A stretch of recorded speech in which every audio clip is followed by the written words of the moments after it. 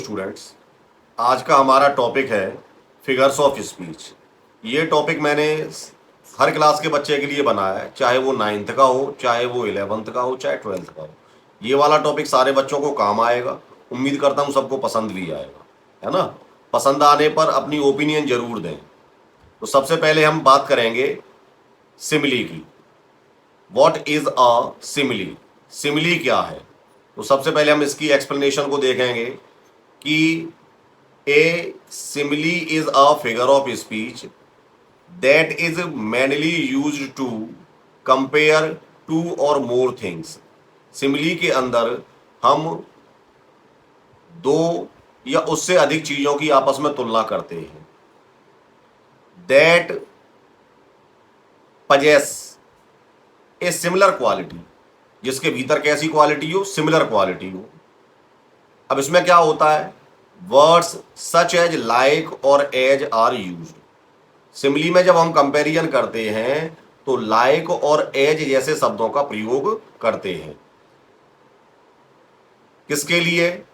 To make the comparison, तुलना करने के लिए। तो इसमें कुछ एग्जाम्पल दिए हुए, एग्जाम्पलों को जरा देखें। तो बच्चों को ये ध्यान रखना है, इसमें आप सभी लोगों को ये ध्यान रखना है कि जिन एग्जाम्पल्स में या जिन कविता की लाइनों में एज एज या लाइक लगाकर जब तुलना की गई हो तो वहां पे आपका सिमिली होगा। For example, she is as sweet as honey. तो यहां जो सी है इसका कंपैरिजन किससे किया गया? हनी से किया गया, है ना। तो वह उतनी मधुर है जितना कि शहद। तो इसका मतलब क्या हुआ कि उसकी जो क्वालिटी है शहद की तरह मीठी है। तो उसका जो कंपैरिजन किसके साथ? हाँ, अब इसमें हमें बच्चों को ये ध्यान रखना है कि जब हम इसका हिंदी अर्थ लगाएं तो जैसा जैसी, इतना इतनी, उतना उतनी, इस तरीके का अर्थ निकले। तो जब इस तरीके का अर्थ निकलेगा तो वहां पे आपका सिमिली होगा। सिंपल तरीका तो यही है कि आप उसमें देखें कि एज और लाइक जैसे वर्ड आए हैं या नहीं आए। दूसरा सेंटेंस देखें, he is running, sorry, he was running like a tiger. वह टाइगर के समान दौड़ रहा था। तो यहां उसके दौड़ने की जो स्टाइल है या उसकी गति है वो किसके समान है? टाइगर के समान है। तो इस तरीके से ही का जो दौड़ने की स्टाइल है उसकी कंपैरिजन किससे की? टाइगर से की, है ना। Her eyes were like stars, उसकी आंखें हैं वो तारे के समान हैं। तो यहां पर भी लाइक लगाया है। तो एज और लाइक लगाकर जहां पर तुलना की जा रही होगी वहां पर आपका सिमिली होगा। अब हम दूसरे फिगर्स ऑफ स्पीच की बात करेंगे। What a metaphor? मेटाफर क्या है? A metaphor is a direct comparison. सबसे पहली बात, ये डायरेक्ट कंपेरिजन सिमिली की तरह ही है, लेकिन इसमें कंपेरिजन कैसा होगा? सीधा सीधा होगा, without any kind of use like or as. इसमें एज और लाइक नहीं लगाएंगे। Without using the comparative words like or as, it is a hidden simile. तो हमें यह भी बात ध्यान रखनी है कि इसको हिडन सिमिली क्यों कहा जाता है? हिडन सिमिली इसलिए कहा जाता है कि इसमें जो अर्थ लगाएंगे उसमें जैसा जैसी का कोई अर्थ नहीं आएगा, लेकिन वो उसके अंदर अर्थ प्रेजेंट जरूर होगा, लेकिन उसके लिए वर्ड नहीं लगाया जाएगा। For example, time is a thief. समय एक चोर है। मतलब समय, क्या समय चोर होता है? नहीं होता। तो समय किस जैसा है? समय चोर जैसा है। तो जैसे का अर्थ इसके अंदर मौजूद है। तो जिसमें जैसा जैसी का अर्थ मौजूद हो लेकिन उसके लिए किसी भी प्रकार के वर्ड का प्रयोग न किया गया हो, वहां पर आपका जो अलंकार होगा वह मेटाफर होगा। ठीक है ना। जैसे अगला दूसरा एग्जांपल है, he has a heart of gold. उसका जो हृदय है वह सोने का है। तो सोने का हृदय कहाँ होता है? मतलब सोने जैसा है, मतलब क्वालिटी, गोल्ड की क्वालिटी रखता है ना। तो इस तरीके से तीसरा एग्जांपल देखिए, the world is a stage. ये दुनिया है वो मंच, मंच है। तो सीधा कंपैरिजन किया, दुनिया क्या है, मंच है, मतलब क्या दुनिया वास्तव में मंच है, मंच जैसी है। तो जहां पर जैसा जैसी का अर्थ छुपा हो और उसके लिए किसी भी प्रकार के वर्ड का उपयोग ना किया गया हो, ऐसी स्थिति में वहां पर जो आपका फिगर्स ऑफ स्पीच होगा वह होगा मेटाफर। अब हम तीसरे की बात करते हैं, व्हाट इज एनाफोरा। एनाफोरा क्या है? एनाफोरा में देखिए, anaphora is the repetition of a word or phrase at the beginning of each line of a poem, speech or sermon. Anaphora का जो मतलब है यहां पे वह यह है कि कोई भी एक वर्ड या पूरा का पूरा फ्रेज सेंटेंस के बिगिनिंग में रिपीट हो, कविता की जो लाइन है उसके शुरुआत में रिपीट हो। जैसे इसमें हम 10th की जो पोयम है अमांडा, उसी का मैंने एग्जांपल लिया है। जैसे पहले देखें, don't white your nails Amanda, don't hunch your shoulders Amanda. तो दोनों लाइनों में डोंट डोंट वर्ड का रिपीटेशन हो रहा है और सेंटेंस के बिगिनिंग में हो रहा है। तो इस तरीके से अगर सेंटेंस के बिगिनिंग में पूरा का पूरा कोई एक फ्रेज या पूरा का पूरा कोई एक वर्ड रिपीट हो तो समझ लेना वहां पर आपका जो अलंकार होगा वह होगा anaphora.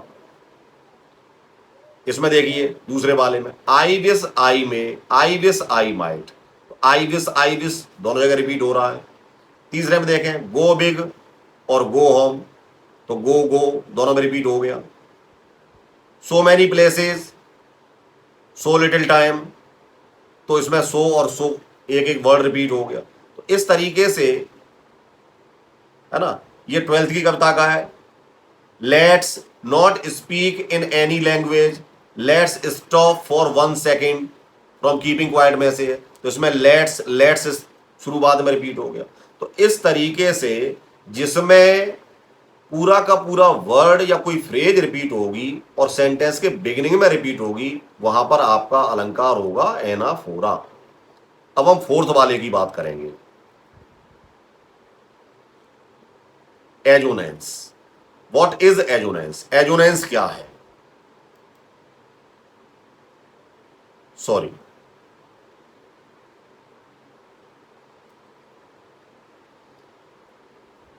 The repetition of similar vowel sound. Assonance में क्या होगा? एजोनेंस के अंदर वॉवेल साउंड का रिपीटेशन होगा, specially in A line of poetry. अब इसमें वॉवेल साउंड, तो वॉवेल साउंड कहां रिपीट होगा? कहीं भी। जैसे पहले एग्जांपल में हम देखें, गो, तो गो में ओ, स्लो इसमें भी ओ, ओवर इसमें भी ओ, रोड इसमें भी ओ। तो हमने देखा कि गो में आपका ओ आ गया, स्लो में ओ आ गया, ओवर में ओ आ गया, रोड में ओ आ गया। तो इस तरीके से ओ शब्द का रिपीटेशन हो रहा है जो कि एक आपका वॉवेल है। तो वॉवेल साउंड का रिपीटेशन जहां पर होगा, ध्यान रखना, वॉवेल साउंड, वॉवेल साउंड। जैसे इसमें देखिए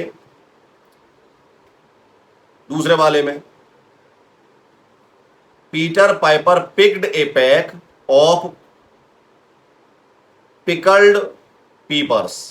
तो इसमें पी, तो बड़ी की ई का स्वर निकल रहा है, पाइपर, पाइपर, पिक्ड छोटी ई। तो यहां पर देखिए आप कि ये नीचे दिया हुआ है repetition of short E and long I sound. तो पी माने लॉन्ग, पिकल्ड छोटी ई, तो यहां छोटा है वो शॉर्ट, जिसका उच्चारण उठा के बोले वह हो गया आपका लॉन्ग साउंड, दबा के बोले वो हो गया आपका शॉर्ट साउंड। तो साउंड, तो मुख्य चीज आपको ध्यान रखनी है, वॉवेल साउंड का रिपीटेशन होना चाहिए, वॉवेल वर्ड का नहीं, वॉवेल साउंड का। ये स्पेशली इसमें बात ध्यान रखनी है। तो वहां आपका होगा एजोनेंस। अगले फिगर्स ऑफ स्पीच की बात करते हैं। What is repetition? रिपीटेशन क्या है? Repetition is a literary device that evolves using the same word or phrase over and over again in a piece of writing or speech। तो जब कोई पूरा का पूरा वर्ड रिपीट होता है तो वहां पर होगा आपका रिपीटेशन। रिपीटेशन ध्यान रखना, रिपीटेशन में शुरुआत में नहीं होगा, मैंने लिख दिया इसलिए इसमें स्पेशल जोर देते हुए, नॉट इन द बिगिनिंग, शुरुआत में नहीं, है ना। तो जैसे ये एग्जांपल मैंने 10th की उसमें से पोयम में से लिया है, don't wide your nails Amanda, don't hunch your shoulder Amanda, stop that slouching and sit up straight Amanda. Amanda Amanda Amanda, तीनों लाइन में अमांडा वर्ड का रिपीटेशन हुआ है।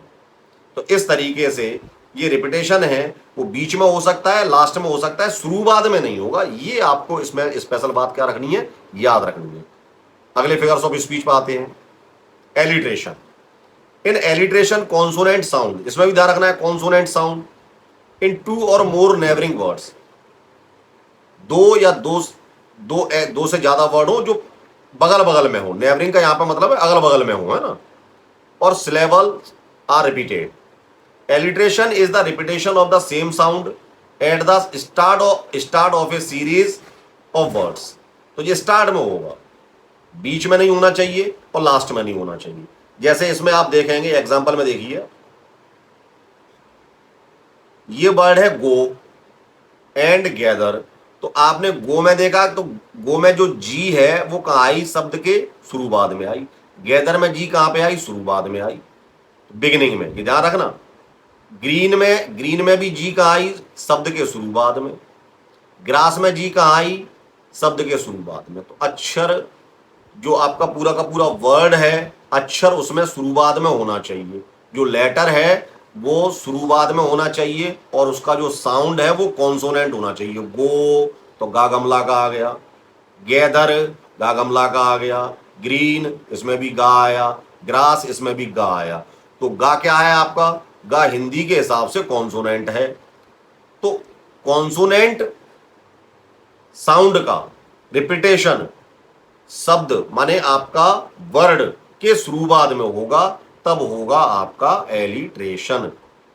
ओके, अब जैसे ये लास्ट वाला मैं दे रहा हूं, stop that slouching, stop S, अब ये नजदीकी है, नेबरिंग हो गया, दैट बीच में फंसा हुआ है, हालांकि दैट वाले बीच में तो एक वर्ड छोड़ के ही है, इसलिए इसी को क्या कहेंगे, नेबरिंग वर्ड कहेंगे, है ना।